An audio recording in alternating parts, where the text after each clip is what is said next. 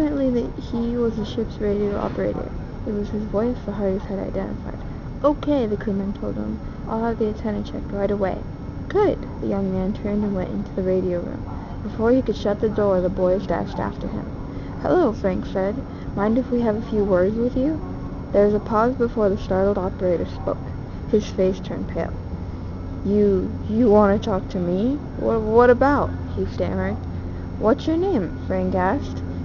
Clay Ellis. I'm the ship's radio man. Joe got straight to the point. Writing warning notes and cruising about the dark cargo holds must be a hobby of yours. That's nice. I don't know what you mean, Ellis countered. Frank, meanwhile, had peered around the room and spotted a camera flash gun on a shelf. Is this yours? He asked, picking up the object. No one of the crew must have left it here. Frank looked closely at the base of the flash gun and noticed the letters CE scratched on the metal surface. This is a coincidence, he commented. These seems to be your initials.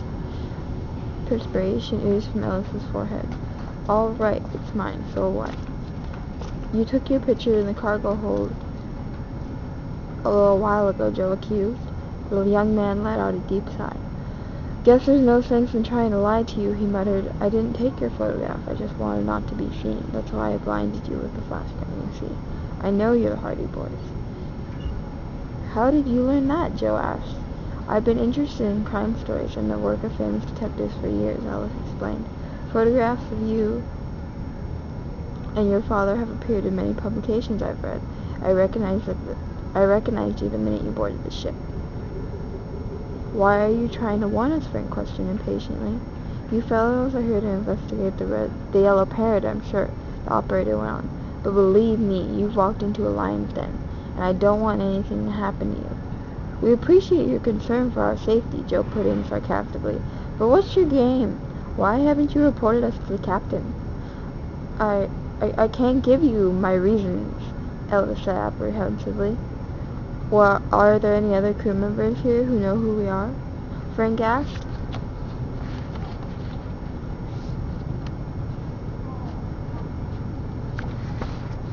I'm sure I'm the only one, but don't worry, your secret's safe with me. Thanks, Frank said. Is there any more you can tell us about yourself or the yellow parrot? An expression of fear spread across Ellis's face. I've got nothing to say, he insisted. Anyway, you don't realize what you're getting into. Take my advice and get off this ship as soon as you can. I'll help you. You seem anxious to get rid of us, Joe stated. And that instant, a sailor entered the room and handed a folded sheet of paper to Ellis. The captain wants you to send us out right away, he announced. As he hurried off, the operator read the message, then walked over to the radio and flicked a switch. I better start warming up the transmitter, he said. This message looks important. What does it say? Joe asked quickly. Ellis gazed at the boys for a moment. Then he handed them the sheet of paper. You realize that I'm not supposed to do that, he said quietly. But I trust you. Frank took the message while Joe looked over his shoulder. After he had finished reading it, he said gravely, Oh no, this could be real trouble. Ellis stared at him in surprise. What's wrong? He inquired. It only says that I'm to contact the captain of the Black Parrot and arrange a rendezvous for the ship tomorrow, off Tambio Island. That's just it, Frank muttered.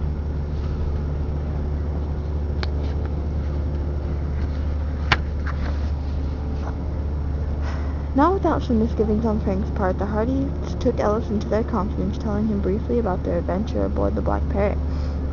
The radio man was amazed. This does mean trouble. We're about to be visited by some of the Black Parrot's crew. Maybe you could hide somewhere during the rendezvous, Joe suggested. That won't work, Ellis warned. Any time we put into port or get close to landfall, the captain double-checks to make sure all crew members are accounted for. You'd be missed immediately. Frank began to pace the floor. We've got to think of something. There must be a way out of this. You better get back to your quarters, operator urged. Meanwhile, I'll get this message off to the Black Parrot. Meet me in an hour on the main deck aboard amidships.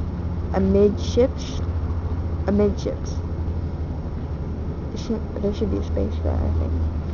On the port side, I should have more information by then. The boys left to make their way forward. Why don't they just say they were walking forward? What do you make of Ellis?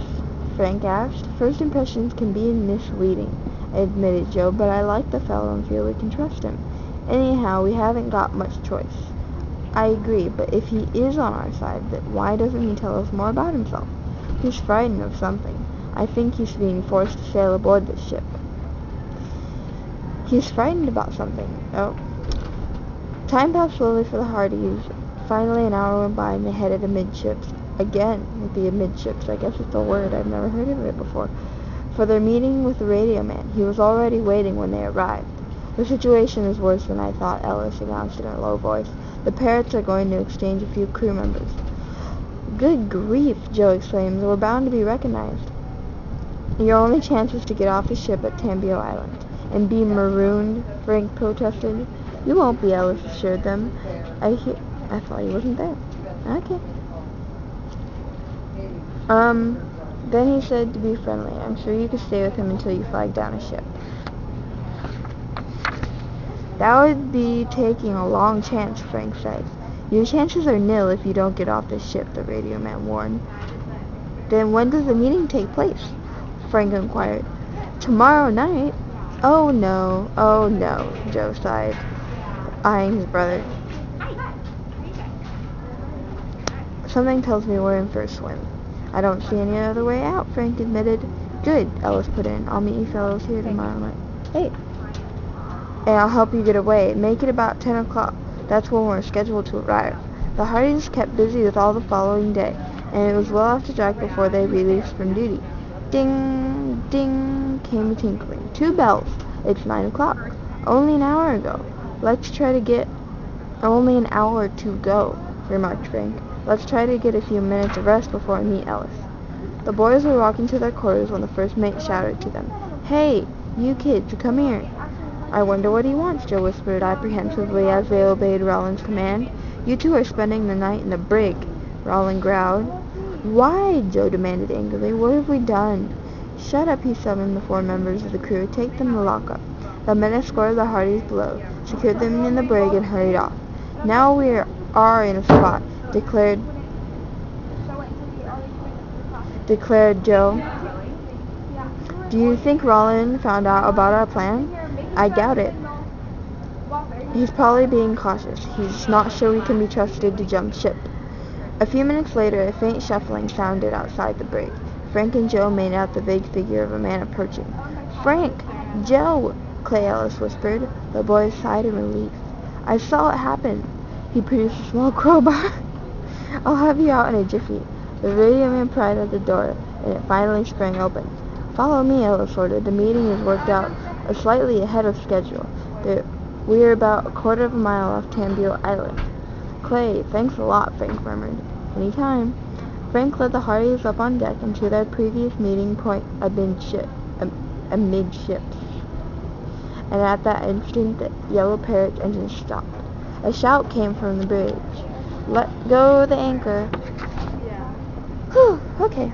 I guess I should tell you where I am. I am at the Price Center, at UCSD.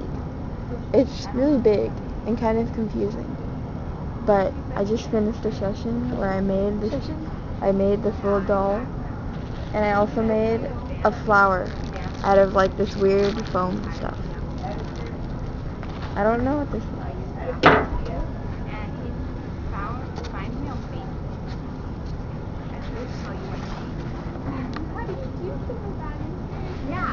Apparently it goes like this. Oh, I see. The other way. No, the other hand. No.